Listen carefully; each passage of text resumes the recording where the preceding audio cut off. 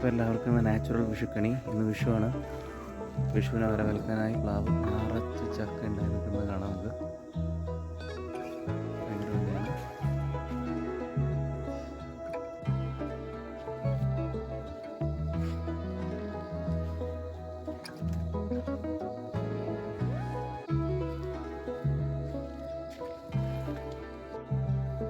Natural വിഷുക്കണിയാണ് എൻ്റെ rambutan.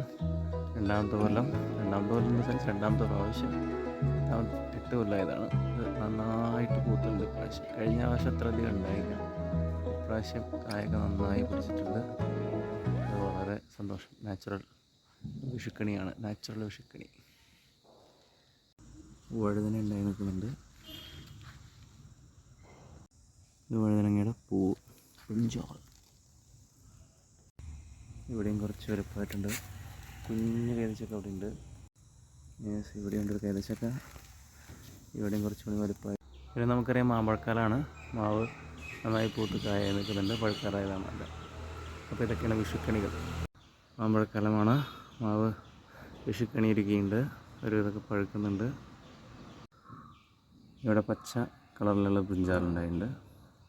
പിന്നെ നമ്മുടെ കുഞ്ഞ് സ്റ്റൈൽ ഓറഞ്ച് ഉണ്ടായത്. പിന്നെ നമ്മുടെ സ്വന്തം ചാമ്പ വിഷുക്കണി.